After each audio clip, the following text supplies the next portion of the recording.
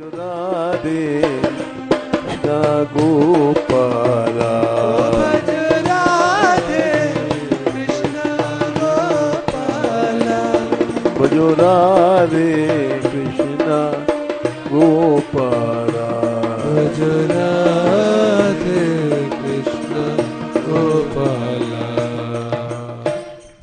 जय श्री राधे। जय श्री भगवान राम थे तो राम जी किस वंश में है? बोले रघुवंश में। रघुकुल रीति सदा चल आई, प्राण जाए पर बचन जाही। या रघुवंशिन कर सहज स्वभाव, मन कुपंथ पग धरे न काऊ। अपने को रघुवंशी बताते हैं वे। एक नियम था पहले सूर्य वंश में कि जब कोई प्रतापी राजा होता था तो उसी के नाम पर वंश रख दिया जाता था। जैसे सूर्य वंश, इक्ष्वाकु वंश, ऐसे नाम बदलते बदलते रघुवंश तक नाम आया, बदला। रघुवंश के बाद नाम नहीं बदला।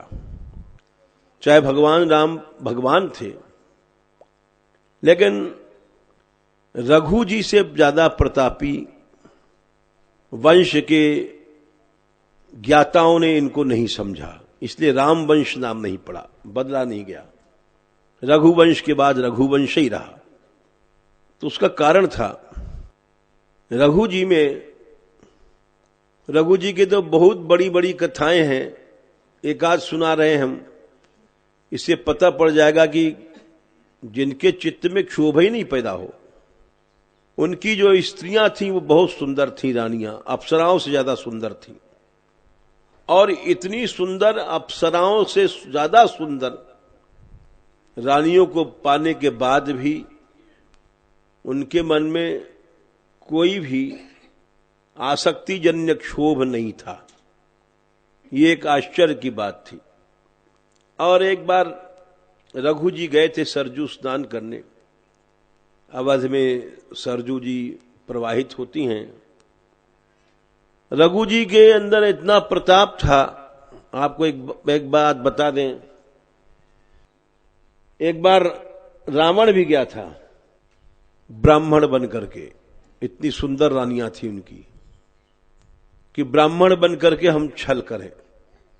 जब ब्राह्मण बन के गया था तो उन रानियों ने अतिथि सेवा, रघु जी की आज्ञा थी, अतिथि कोई भी है उसको भगवान की तरह, शरीर परिवार सिंहासन में कोई मोह ही नहीं था उनका। ऐसे ऐसे विचित्र महापुरुष भय हैं। तो उन लोगों ने रघु के सिंहासन पर बैठाल दिया रावण को। और जैसे ही सिंहासन पर बैठाला तो सिंहासन रघु महाराज का था, दिव्य आसन जिस पर बैठते थे साक्षात। बैठते मान उसका ब्राह्मण रूप तो भाग गया और 10 सिर और 20 भुजा प्रकट हो गई। तो वहां से उठ के भागा। वो समझ गया कि इस सिंहासन में कोई चमत्कार है, इस सिंहासन पर बैठने से हमारा छल नहीं चल पाया। अब सोचिए आप कि महापुरुषों के भीतर कितनी शक्ति होती है। जिस रावण ने कितना कितना बड़ा मायावी युद्ध में माया दिखाया, राम लक्ष्मण तक को दिखा दिया।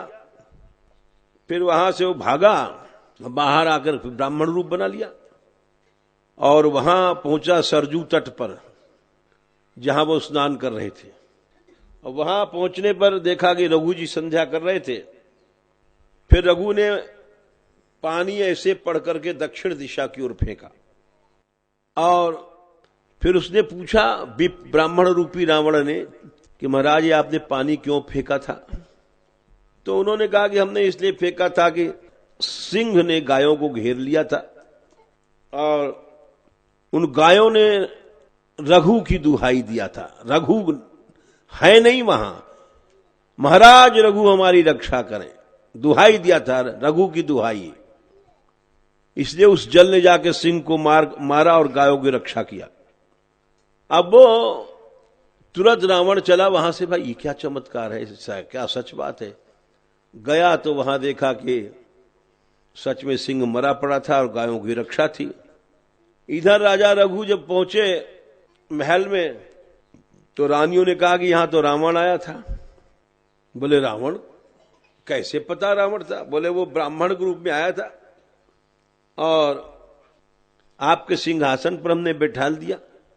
सिंहासन में बैठते उसका छल खुल गया, 10 सिर और 20 भुजा।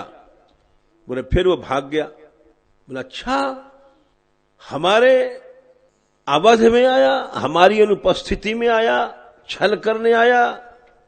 अच्छा, तो लड़ाई वड़ाई करने की जरूरत नहीं। जिस मनुष्य में सत्य होता है, रावण फावण कुछ नहीं है उसके सामने। वहीं से उन्होंने 7 बाण चला दिए। लंका जाने की जरूरत नहीं है और 7 बाणों ने आकर के विनाश शुरू कर दिया जब तक रावण पहुंचा भी नहीं था। लेकिन मंदोदरी उसको ज्ञान हो गया कि ये हमारे पतिदेव छल करने गए थे, ये उसी का फल है। महाराज रघु के यहां गया। रघु का राज चल रहा था। रावण का राज बहुत समय तक रहा, 72 चौकड़ी राज किया था। तो मंदोदरी ने कहा महाराज रघु की दुहाई है, लंका की रक्षा हो जाए। तो 7 बाण लौट गए। इतना बड़ा प्रताप था और इसीलिए बार बार भगवान राम ने भी रघुवंशिन कर सहज सुभाऊ, रघुकुल रीत चलता सदा चल आई, ये सब बातें कही। क्यों? कि रघु का जो प्रताप था वो फिर हुआ ही नहीं ऐसा। कृपा करो